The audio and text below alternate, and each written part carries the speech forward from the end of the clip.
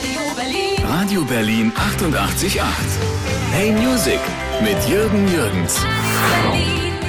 You had out a record celebrating these 40 years, and now there's a new one. So there are two things at a time, I think, in 1 year. That's quite unnormal for you.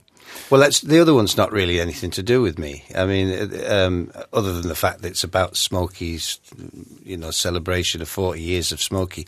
But that was their plan. That was Sony BMG. They'd planned that because I think because they bought all the catalogue from BMG or Chinny Chap or whoever it was they bought it from. So they wanted to do something with it, and it being 40 years, they decided to make this thing. So that was their thing, and then they asked me if I had any songs, new songs, and I was in the process of making my album, which I knew was coming out this year, and I had this one melody which I hadn't written any words for. I mean, I had some words, but it was nothing to do with this. I had some other words, but I thought it was a nice kind of melody, simple melody. So I said, I've got a song I might be able to work on that for your project.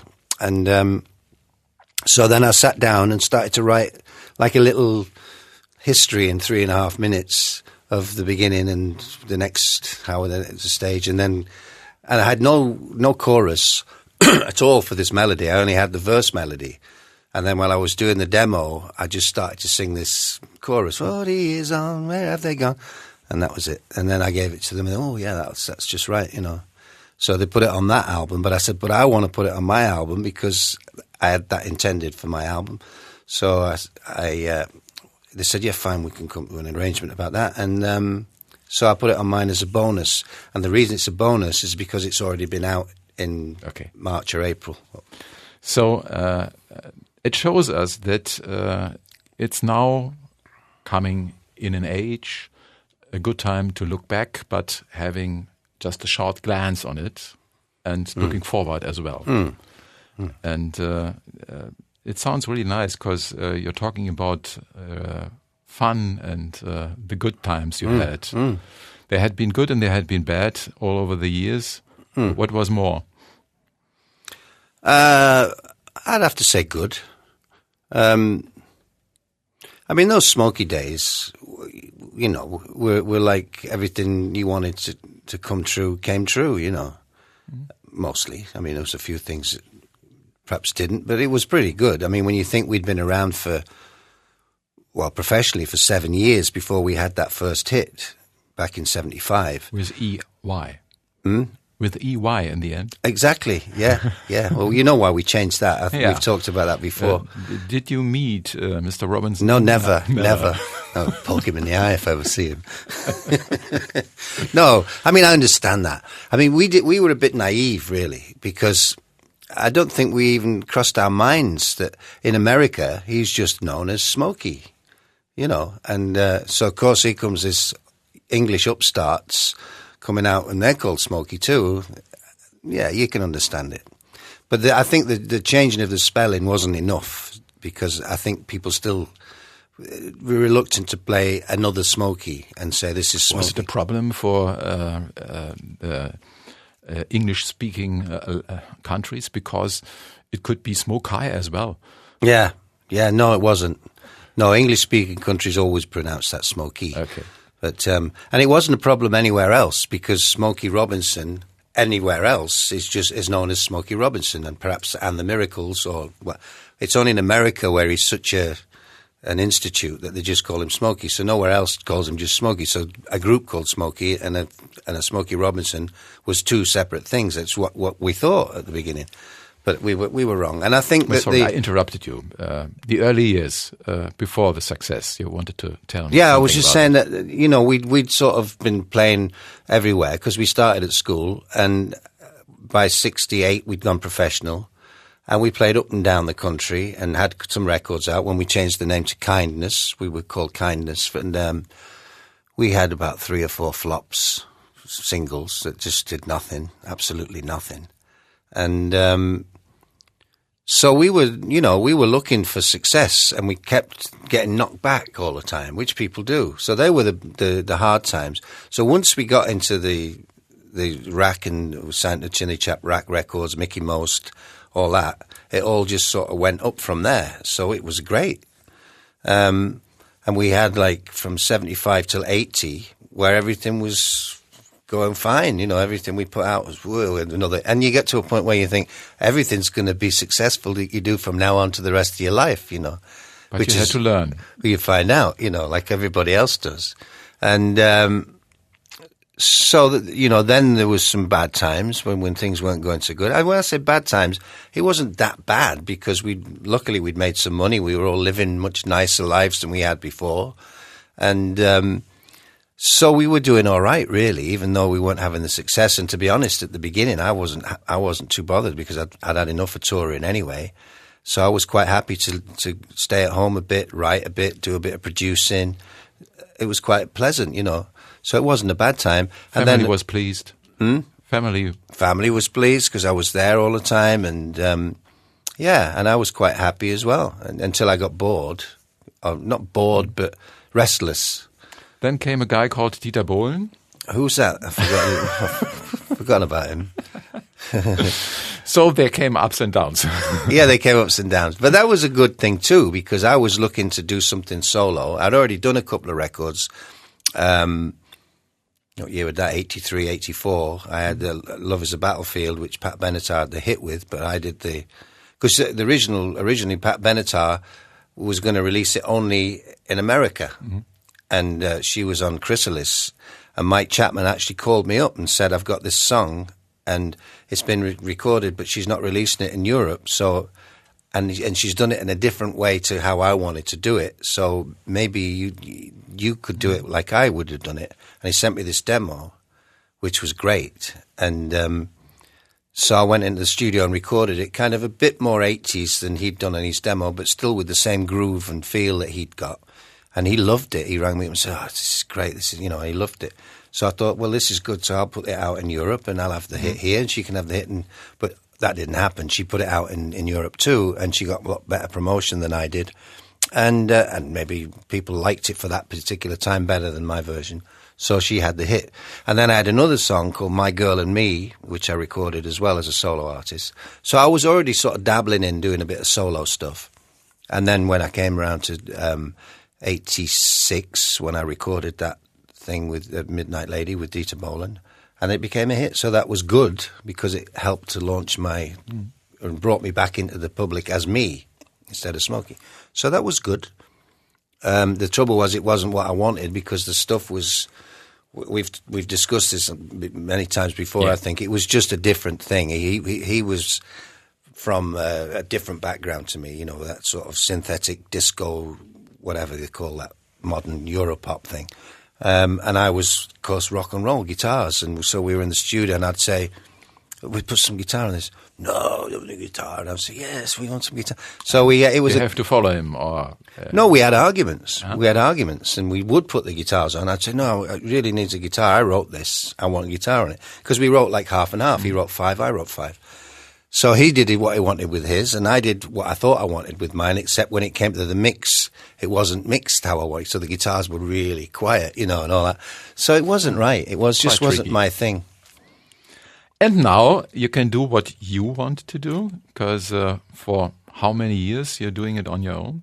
Since then, since 86, 29 years.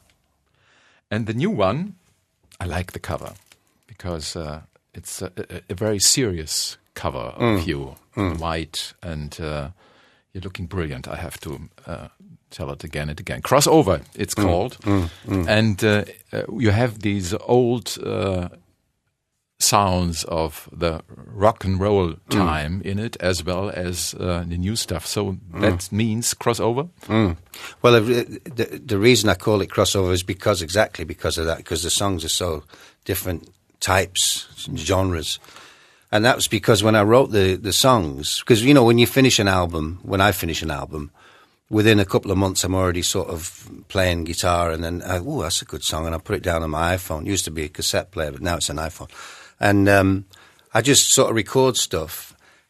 And normally what I do then is I go back to it when it comes around to, I'm thinking about doing a new album. I look at the songs and I think, well, that's a good song, but it's not me. It's not my style. I can't do that. Just get rid of that. We won't do that. And this time I didn't do that. This time I looked at it and I thought, it's a good song. I wrote it, so it's from me. I'm going to do it. I don't care whether it's country, if it's rock or ballads, whatever it is. If it's a good song, I'm going to do it. And so I picked a collection of my favourite songs, ideas that I'd written, and then just finished them up. And then I demoed them in my own little studio and just recorded all the stuff. And I liked the way the demos turned out because it was in the area that I felt like each song needed. Because there's one like Cat's Eyes is like a skiffle song. It's like it's all Lonnie Donegan, you know. And it's us, tell on you. And I actually got a washboard and everything on it. It's like really authentic. And it was very difficult to find somebody who can play a washboard, by the way. I was ringing people, can you play washboard? What? I said, a washboard. Have you got a washboard? No. And then it's not sampled on computers that you No, can no, use it's it. real. I got the guy from, used to be in Chumbawamba, the drummer from Chumbawamba, and he had a washboard, and he could play one. He did it. He liked to play washboard. So I said, "Do you want to come and play washboard?" And he said, "Yeah, sure." And he brought in put all his little things on his fingers and sat in the studio.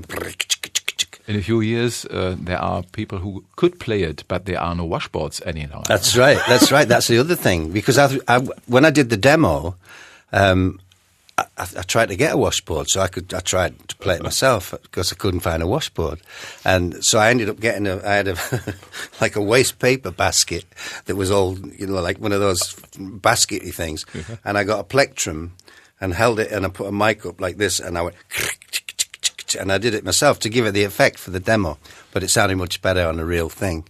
So there was that song, and there's a quite a rocky thing called Love's on Fire, which really sort of rocks. There's ballads, there's country, there's something that's a bit more contemporary and stuff on there as well. So it's a mixture. So then when I came up with the title, I thought, well, I've got to call it something to do with the fact it's a mixture. And I love to have it in my car. Yeah. So, and that's because that's the reason why I asked for the CD, because it's in my car right now. Okay, good. And I thought that it's a good album as well, that a guy who loves his girl just a year or just 20, 30 years could buy and send it to her or give it to her, because there are so many love songs on Yeah, it. there are a lot of love songs on there. I'm going to have to stop that, aren't I? Yeah, there are. I mean, it's just that the songs kind of suggest themselves. Because when I write a song, I don't have all the words, you know, obviously. And I don't start with the words. Some people do. I think Elton John's a good example. He gets somebody to write the words, and then he looks at the words, and that suggests a melody to him. I do it the other way around. I sit with a guitar or a piano, and the melody comes first. And usually within that melody, I'm singing some lyrics, you know, whatever it might be. Like there's a song, Take This Lonely Heart. And I started, it was like I was in country music land, you know, and I was like Jim Reeves or Hank Williams, take this lonely heart. And I become that kind of character, you know. And so those words came naturally. And then that was the song. And then that's usually what happens. And then usually I go back to it and think, okay, now what's it about, you know? Take this lonely heart. Well, it's obviously somebody who's got his heart broken. And so then the words, then you have to kind of write a little story about that initial feeling. And that's what I do. And then that's why there's so many love songs, because, you know, they come like that. So, and when do you think about a duet? That a song could be a duet? I don't know. I just do it, and then it comes out how it comes out, you know. Yeah. I mean, duets are a funny thing anyway, because, you know, I wrote a song with Kevin Keegan. We recorded with Kevin Keegan years ago called Head Over Heels, and that was written specially as a follow-up to Stumbling In.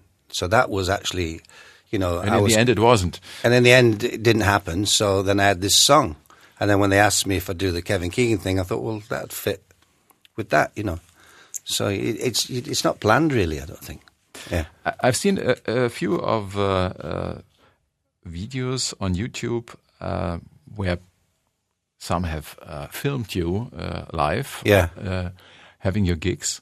Yeah. And I think it was the new band. It seems to be, do you have much fun to be together on stage when I saw this? Yeah. Well, I, that's because I'm a guy out of a band, you know. I've never seen myself as a solo singer who gets a band, you know. I've always seen myself as the front guy of a band because that's what I always was from being a teenager.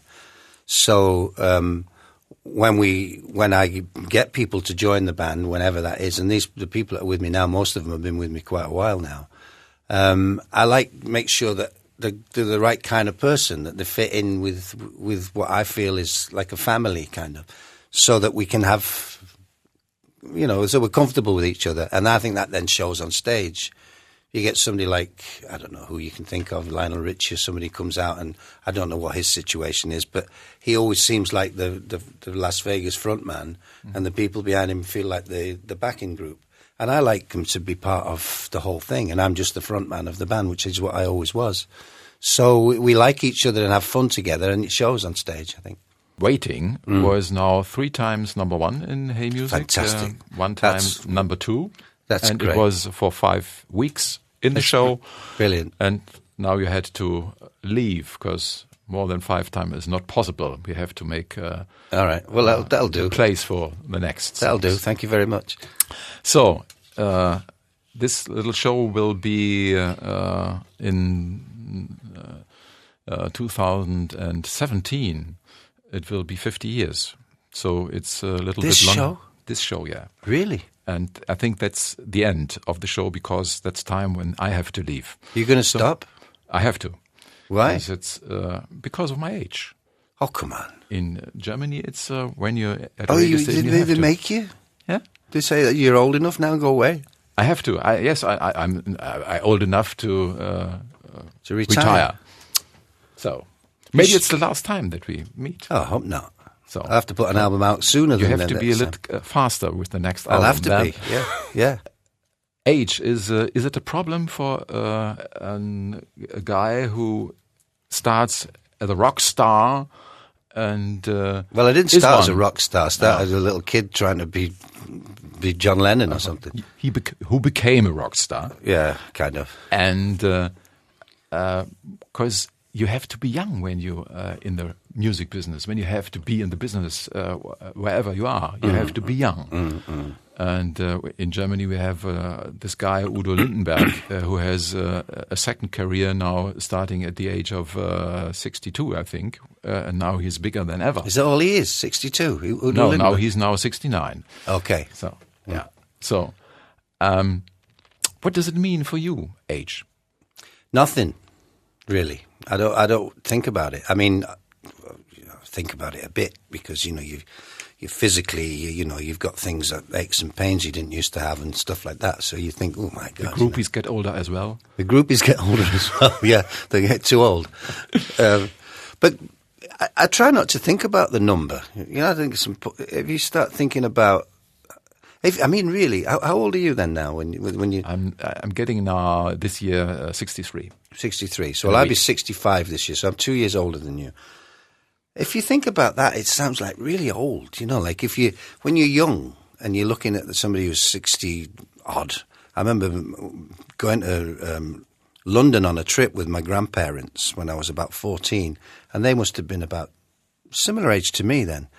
And I thought they were old. I mean, old. But I don't feel like I saw them then. I don't feel that person.